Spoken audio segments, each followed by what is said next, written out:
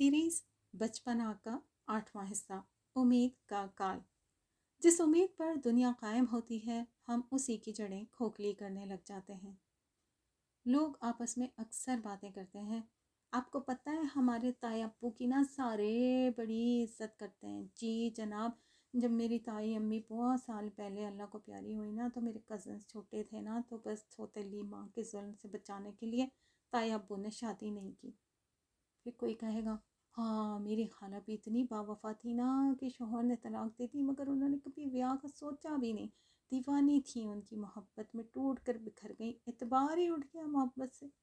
پھر کوئی کہے گا ویسے صحیح بات ہے کہ میری پھپھو بیچاری بیوہ ہو کر دادی کی گھر آ گئی اور پھپھا کے نام پر ساری حیاتی گزار دی مگر شادی کا نام تک نہ لیا۔ کسی معاشرے میں جتنے منہ اتنی باتیں ہونا تو نارمل ہے، مگر اسلامی ملک میں ایسی بے سروپا غیر اسلامی سوچ کے تحت باتیں اور ان پر جمائے گئے شرافت و وفا اور حکمت کے بت تو ہمارے خلاف حجت بن سکتے ہیں۔ شرافت کا مسئلہ یہ ہے کہ دین سے ذرا بھی جدا ہو تو دو حصوں میں بٹ کر نری شر اور آفت بن جاتی ہے۔ بھلا یہ کہاں کی شرافت ہے کہ بندے کو سردی لگے وہ گرم لباس کا بندوبست نہ کرے کہ لوگ کیا کہیں گے، دیکھو ذرا ان کو سردی لگ رہی ہے۔ اگر کیلنڈر میں جنوری ہے تو سب لوگ کیونکہ گرم شال پہنیں گے اور خشک میوے کھائیں گے تو بس شرافت یہی مانی جائے گی۔ آپ کا مزاج گرم خشک ہو تو ہوتا رہے، مگر خبردار جو آپ نے ہلکے پن کا مظاہرہ کرتے ہلکے لون کے سوٹ کا سوچا بھی یا آئس کریم کو من للچایا، توبہ توبہ توبہ، صبر نہیں، حیا نہیں، وفا تو کیا غیرت بھی نہیں۔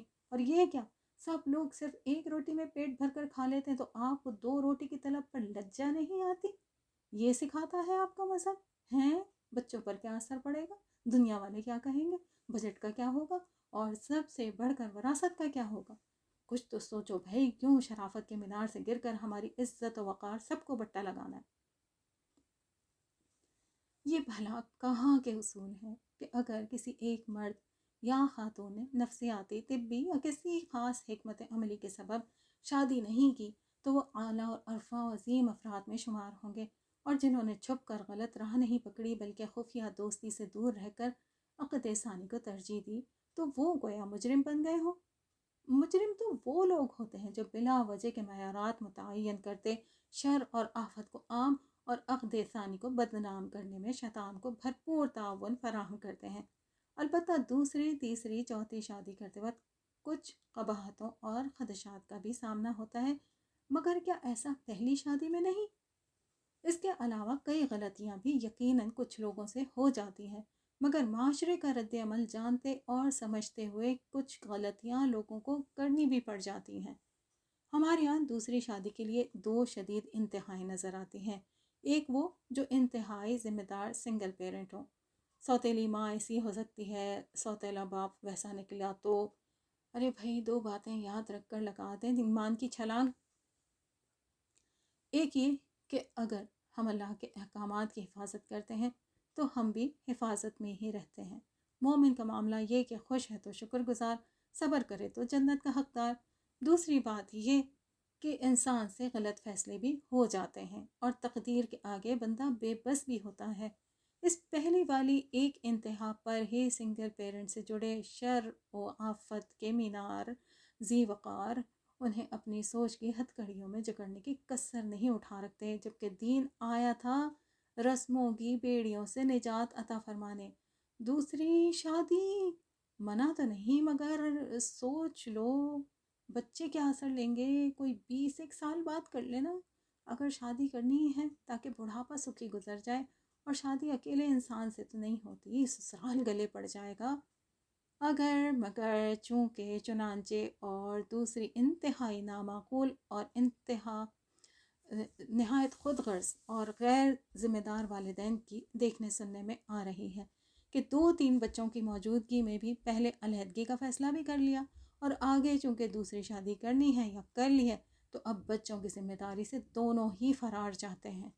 ہم جو خود کو مسلمان لکھتے اور سمجھتے ہیں، آخر اسلام کو پڑھتے پڑھاتے سمجھتے سمجھاتے کیوں نہیں ایسا شاندار اعتدال پسند دین اپنا کیوں نہیں پا رہے ہیں؟ ہم عام آدمی کی سب سے پہلی، بڑی اور آخری درسگاہ مسجد ہوتی ہے، اور اس کا لیڈر امام